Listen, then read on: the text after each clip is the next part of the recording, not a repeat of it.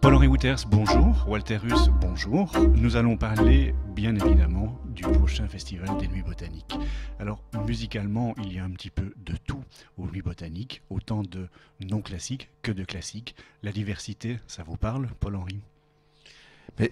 Merci d'utiliser le mot diversité parce qu'on a souvent, jusque-là, on dit éclectique, ce qui effectivement renvoie à des styles 19e où on prenait conscience de différents styles historiques et on les mélangeait un petit peu avec souvent beaucoup de bonheur, des fois un petit peu moins. Mais le mot diversité correspond mieux à ce qui se passe maintenant. Il y a aussi le terme fusion qui ont existé. Et j'aime bien le côté du dialogue présent dans ce mot diversité. Effectivement, ce qui nous plaît vraiment dans la conception de Nuit Botanique, c'est essayer de trouver dans l'ensemble des genres des expressions qui nous paraissent les plus originales possibles, authentiques et exigeantes aussi. Au-delà de la diversité qu'on vient d'évoquer, il y a aussi la création. Cette année, il y aura de la création avec 4 personnalités que vous avez voulu regrouper sous cette étiquette création. Qui sont ces personnalités? Avant peut-être de les aborder, je crois que le mot création est vraiment important. C'est quelque chose pour nous qui est organique dans le travail. On est un lieu qui accueille 600 artistes en moyenne par an. Ça veut dire beaucoup, qui sont le plus souvent proposés par les réseaux de diffusion artistique, qui viennent de Londres, de France, de Belgique ou d'ailleurs. Avec une force de proposition qui est énorme, presque entre 20 et 30 propositions par jour que nous recevons au BOTA. Et je crois que l'ensemble du monde culturel est quelque part un petit peu mis sous pression. Et le rôle de chasseur qu'on peut aimer quand on est programmateur devient un rôle de gardien de Gaulle quelque part. Et donc à la fois dans la réception de la proposition qui est très vaste, on essaie d'avoir un rôle actif. Et c'est vrai que la création nous permet aussi de temps en temps d'inverser cette machine un petit peu implacable et de travailler avec les artistes sur la matière elle-même, sur l'urgence, sur le risque. Et ça, je crois que c'est très positif. Pour nous d'ailleurs, ça nous fait vraiment plaisir parce que ça engage non seulement du dialogue fécond avec les artistes, ça engage aussi tout un travail technique, et on le verra avec Walter, pour pouvoir mettre en place les projets de création. Ça engage un travail de création, de résidence, de soutien, promotion média, donc quelque chose qui nous sort un petit peu, je ne sais pas de la routine parce qu'on ne parle pas de routine spécialement, mais qui met l'ensemble des intervenants dans un travail de haute énergie. Et on espère évidemment que le public comprendra aussi qu'il aura à faire sur scène, pas tant avec un projet qui a été lissé comme une pierre qui finit par s'arrondir par des tournées qui sont longues, mais un projet dont l'urgence se retrouve sur scène et dont la lisibilité musicale est bien plus captable quelque part qu'un projet qui a déjà tourné plusieurs fois et qui est formaté. Donc les créations permettent aux artistes non seulement le plaisir de développer de nouveaux horizons, mais au public aussi d'être en face de quelque chose auquel il n'est pas habitué forcément, qui est le risque sur scène. Et ce faisant, ces projets-là sont ceux par lesquels le public est lui-même le plus créateur dans son approche de ce qui est proposé. Donc c'est quelque chose qui est très positif pour nous, pour l'ensemble des intervenants et des collaborateurs à ces projets-là. Au-delà de la création, il y a la résidence d'artistes. Ce sera précisément le cas pour Nicolas Michaud, ce sera aussi le cas pour Walter Huss. Résidence, ça signifie quoi concrètement? Alors, Walter, il réside près du Botanique, mais sur la période du festival, on en parlera effectivement. On a développé un travail dans la durée avec tout un parcours qui va intégrer différentes facettes de ce projet-là. Et qui va lui permettre d'exister sous divers angles, avec différentes énergies, dont on espère au bout du compte que ça donnera effectivement une vision assez juste de ce que ce projet porte en lui-même depuis plus de 10 ans maintenant.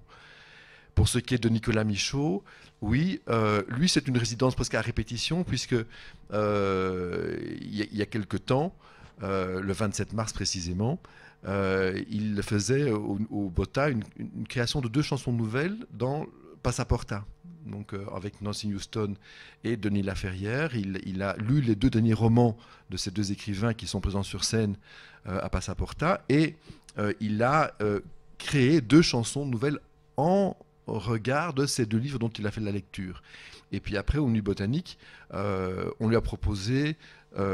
mais en fait, c'est assez simple, une création. Nous ne sommes pas des créateurs. Nous sommes là pour accueillir ces créations.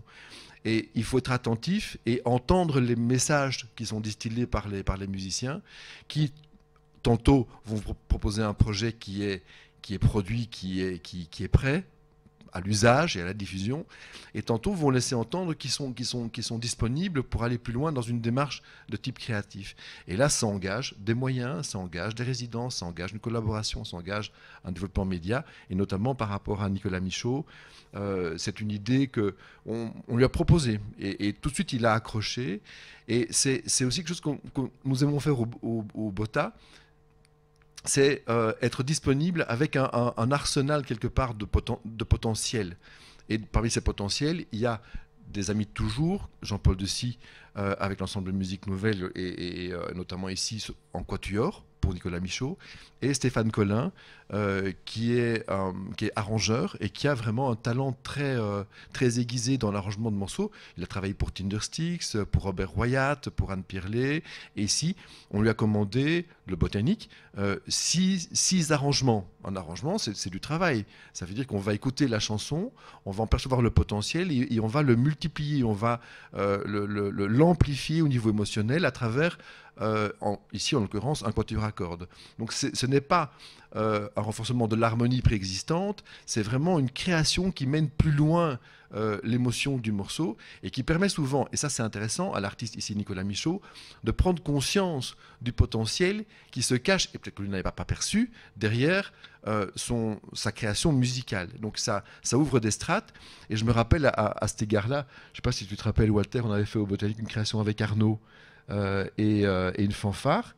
On avait demandé à Peter Vermersch de faire la création des partitions, c'était en 96 je crois, et on avait composé une fanfare avec des personnalités. Il y avait aussi Baudouin de Jarre là-dedans, il y avait le batteur était un Gilles, c'était Monsieur Andrat, j'ai oublié son prénom, Jean-Pierre. Donc on a créé une fanfare avec des musiciens vraiment doués, chacun pour leur propre répertoire, capables de faire ça. Et on avait 12 musiciens faisant une fanfare avec Arnaud. Et Arnaud me dit, on se voit régulièrement, il me dit, dans ma vie, ça a été un des projets majeurs au niveau émotionnel. Et le disque suivant, il a utilisé notamment des cuivres. Donc je veux dire, il y a dans ce travail-là, un vrai phénomène de mise en regard des choses. Et ça va très loin.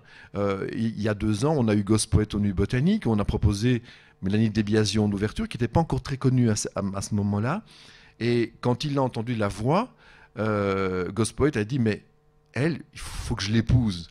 Et le disque qui vient de sortir maintenant, le titre de l'album, il l'a fait avec les vocals de Mélanie Debiasio. Donc il y a plein de choses qui peuvent se faire comme ça, et c'est là où un opérateur culturel, en l'occurrence le Botanique ici, trouve vraiment quelque chose qui est puissant. Ça nous amène effectivement au projet avec Walter. Il ne faut pas croire qu'une création, ça se fait en 1 minute. Je crois que ça fait quelques années que Walter m'invite à voir son orgue, et quelques années qu'on essaye. On avait approché à un moment donné Battles pour pouvoir faire quelque chose. Le groupe était intéressé, le manager avait d'autres planifications. Donc voilà. Donc il y a un moment donné, les choses se font au moment où il faut. Et je crois que maintenant, c'est le bon moment de le faire. Voilà. Walterus, précisément, fait rentrer un orgue au Botanique. Est-ce que ce n'est pas un petit peu incongru quand on en a parlé pour la première fois ? D'abord, ce n'est pas un orgue normal, ce n'est pas un orgue d'église comme la référence d'orgue d'église est même très loin aussi dans la musique que je fais avec. Donc c'est un orgue qui vient d'une tradition populaire, c'est en fait le limonaire d'époque des années 50, 60, 70, des orgues automatisés qui sont commandées, qui étaient à l'époque commandées par des cartes perforées, comme les pianolas, mais qui donc entre-temps ont pris aussi un envol technologique assez impressionnant. Notamment, moi je travaille avec la firme De Cap de Herentals, et ces gens ont réellement investi toute leur vie en fait dans le renouvellement technologique de ces instruments. C'est-à-dire, d'abord, ils sont contrôlés par ordinateur maintenant, mais en contraste avec l'orgue en général, c'est-à-dire l'orgue est un instrument qui n'a pas une expressivité très très grande, c'est-à-dire c'est note on ou off. Le son c'est bap, il ne change pas. Ben, ces chercheurs de la firme De Cap, ils sont arrivés à moduler le son de l'orgue, donc à avoir une emprise sur la pression du vent à l'intérieur de ces tuyaux, et ceci de façon individualisée. C'est-à-dire l'orgue n'est pas une grande chose, non, c'est un ensemble de modules qui sont séparément contrôlables au niveau volume, donc la pression de l'air. Ce qui change profondément la nature de l'orgue et la musique qu'on peut en faire. Précisément, qu'est-ce que tu vas en faire lors de l'Opening Night Halls pour le Botanique? Ben, dans l'Opening Night, je vais pouvoir faire en fait en première mondiale un petit bébé à moi qui m'est très cher. C'est un programme techno. A priori, au moment dans la période techno, dans les années 90, je n'étais pas très techno, j'étais plutôt Pampers. Je ne fréquentais pas ces boîtes de nuit, je ne prenais pas de l'ecstasy, je ne sortais pas. J'ai détesté cette musique, je dois dire. J'étais free jazz, c'était mon dada, c'était le free jazz. Et la musique contemporaine, bien sûr.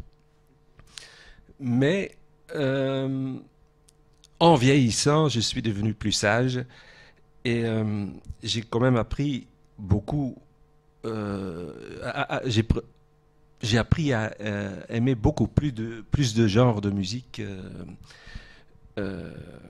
parallèlement. Et en fait, à un certain moment, il y a Joseph Devillé, que vous connaissez peut-être comme le réalisateur de la documentaire The Sound of Belgium, sur justement toute cette scène techno-belge de cette période, qui connaissait mon travail avec les orgues et qui savait que dans la musique que je faisais, moi, avec ces orgues, il y avait déjà une composante techno dedans, et qui m'a proposé d'aller retravailler un de ces grands tubes de la techno des années 90, Universal Nation by Push, pour le retravailler sur orgue de Cap, et il la voulait pour faire la séquence finale de son film. Et alors j'ai fait ça, et en fait c'était une histoire d'amour en fait qui a commencé. J'ai trouvé ça une musique d'une pureté d'inspiration et une très très grande émotivité. Bien, à ma grande surprise, j'ai trouvé que cette musique était vraiment sentimentale en position avec le nom techno. Et en travaillant dessus, pour moi c'était de l'eau très claire comme ça, et le fait que je ne devais pas inventer moi-même de la musique, c'était aussi très très chouette, parce que ça fait des années que je draine mon esprit et que ça fait vraiment du bien de recevoir une belle matière pour pouvoir répondre à cette matière. Paul-Henri Wouters, je présume quand même que dans les années 90, vous n'êtes pas passé à côté de la techno.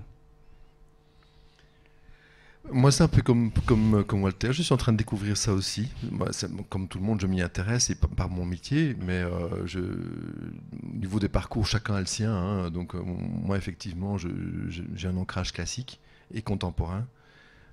Et puis, je suis arrivé au botanique. Et puis là, je me suis intéressé aux autres expressions. Mais j'étais effectivement intéressé par les grandes figures de la musique actuelle déjà avant, effectivement. Mais là, je découvre. Et effectivement...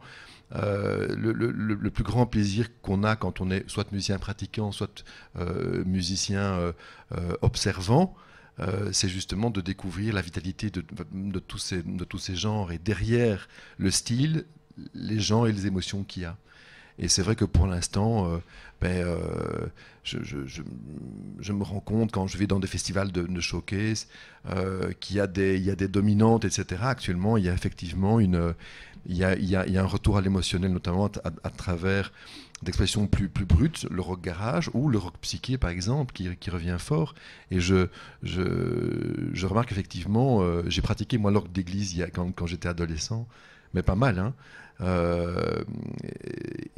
C'est vrai que, comme dit Walter, l'orgue c'est on ou off, mais au 19e, on a beaucoup travaillé sur l'expression, notamment avec les boîtes expressives des orgues. À jalousie mobile qui permettait d'augmenter. Il y a des orgues le wah-wah en fait, avec une pédale expressive qui ouvre des volets et qui les referme selon ce qu'on veut avec une pédale. Et il y a aussi effectivement au 19e le développement des instruments qui se rapprochent du tien, effectivement, qui est l'harmonium. Même si le son n'est pas comme ici avec l'orgue des Caps, produit par des tuyaux résonateurs, hein, mais bien des anges comme l'accordéon. Mais le principe d'émission du son, la ventilation se fait par deux gros poumons qui sont actionnés par deux pédales au pied et qui permettent ce genre d'expressivité dans lequel se sont engouffrés des compositeurs de génie comme Janacek par exemple et qui ont cette sensibilité, cette émotion déjà un peu psyché. Déjà au 19e, il y a beaucoup d'artistes qui ont cette en rupture avec le monde classique et l'émotion débordante du premier romantisme. Donc effectivement, je trouve que actuellement le son que j'ai pu entendre et sincèrement, et je ne saurais même pas le dire, mais ce que j'ai entendu chez Walter est une des émotions les plus fortes que j'ai eues ces dernières années.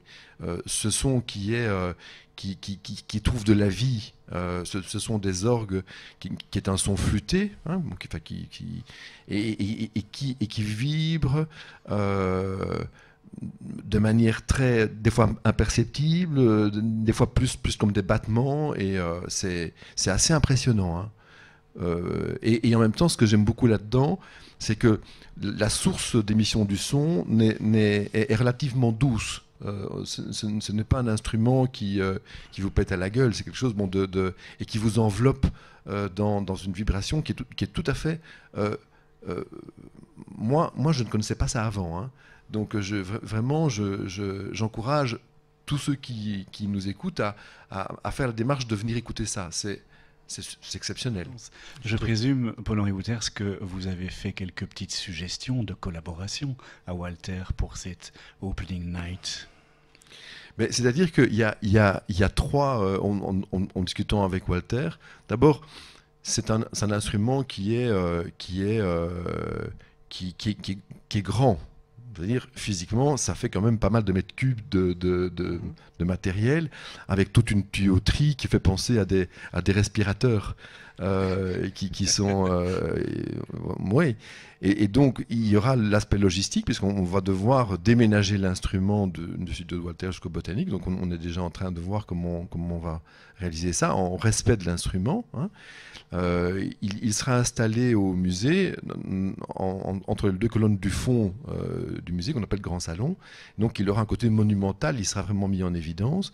Et donc, on a réfléchi avec Walter, et non seulement l'instrument sera placé durant tout le festival, il va être inauguré lors de l'Opening Night, le samedi 9 à minuit ou le dimanche 10 à 0h.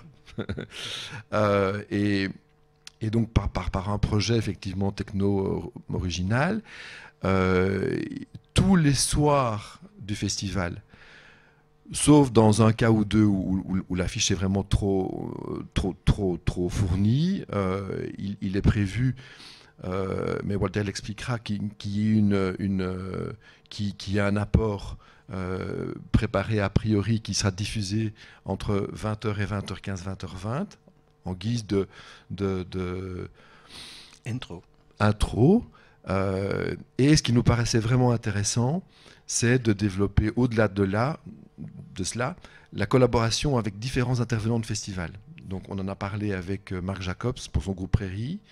On en parle aussi avec d'autres groupes, de pouvoir utiliser sur un clavier MIDI le dispositif de Walter, avec évidemment une interface que Walter va devoir créer, donc c'est aussi une commande un peu de notre part.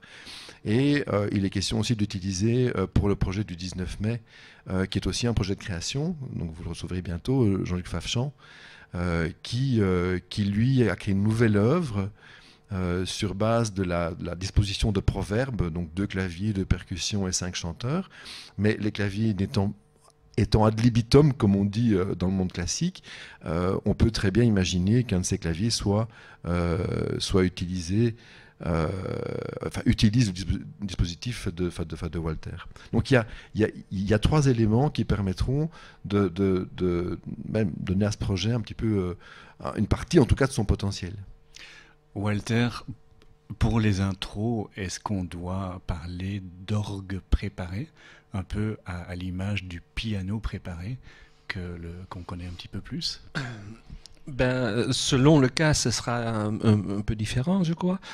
Bien sûr, je travaille depuis 10 ans environ avec ces orgues, donc j'ai beaucoup travaillé, donc j'ai des heures de musique très différentes. Parfois, ce sont plutôt des soundscapes. Mais moi, en fait, je me réjouis surtout pour ces collaborations où on ne sait pas encore comment ça va se passer. Donc, je ne sais pas si l'orgue sera plutôt utilisé comme orgue préparé, comme vous dites. Je pense que l'orgue prendra un rôle plus... Enfin, l'interprète prendra un rôle plus actif pendant ces interventions-là. Oui. Une dernière question pour tous les deux. On a parlé diversité, on a parlé ouverture, on a parlé résidence. Je voudrais évoquer aussi le terme décloisonnement des genres. Est-ce que, quelque part, ce n'est pas un petit peu la synthèse de tout ce qu'on a évoqué ici, entre les différents styles musicaux qu'on peut rencontrer au Nuit Potin et les fusions de différents genres? Paul-Henri. Bon, alors la question, c'est de savoir quelle est l'énergie qui aboutit au cloisonnement et quelle est celle qui éclate ce cloisonnement pour le décloisonner. Alors, historiquement, c'est vrai que la tradition classique est cloisonnante en partie, notamment dû au travail énorme technique exigé aux interprètes et qui aboutit effectivement à une sorte de spécialisation dans un domaine. Actuellement, je crois que le cloisonnement il est peut-être moins dû à l'esthétique de la musique que à une forme de confort. Mais quand je dis confort, ce n'est pas un reproche, hein, mais c'est-à-dire une sorte de protection qu'on met autour de soi et en essayant de véhiculer un langage qui soit très clair pour pouvoir toucher le public. Le décloisonnement, je crois que c'est une force centrifuge qui est présente chez tous les musiciens qui veulent assumer le risque et qui veulent vivre autrement cette musique-là avec peut-être plus de liberté. Et dans ce sens-là, l'époque actuelle est très propice à une forme de décloisonnement. Le public n'est pas encore prêt par rapport à ça, puisqu'il a été très travaillé par l'ensemble de l'industrie, du business musical, vers des formes très cloisonnées, très, très formatées. Et donc, quelque part, quand on développe et qu'on travaille sur les créations, on ouvre de nouvelles perspectives. Et le risque que le musicien prend en ouvrant sa musique à l'inconnu est, je crois, porteur d'une émotion très particulière et qui à la fois est bonne pour l'artiste, pour le public et aussi pour ceux qui, comme nous, sont derrière en soutien. Walter Huss, prise de risque, liberté, ça vous ressemble bien finalement? Mais oui, mais pour moi c'est une question paradoxale de chaque jour en fait. C'est-à-dire, j'ai déjà dit que dans mon appréciation de la musique, depuis très tôt, je n'ai pas fait de jugement moral, ceci est mieux que ça. Moi, je me suis arrivé à une définition, c'est la musique, c'est quelque chose qui sort des baffles. Et voilà, c'est bon. Mais dans ma vie personnelle, c'est un conflit. Parce que je sens une sorte d'obligation de rester pur. Et en même temps, dès que j'arrive dans mon studio, j'ai l'envie de trespass en anglais, c'est quoi? C'est de déborder. Et ça me donne beaucoup de plaisir de déborder, de passer dans des domaines différents, mais je ne suis pas toujours sûr que c'est bien de faire ça. J'ai une sorte d'idée que j'aurais mieux fait de rester strictement dans ma voie et donc voilà, c'est un combat qui durera probablement jusqu'à la fin de ma vie. Voilà.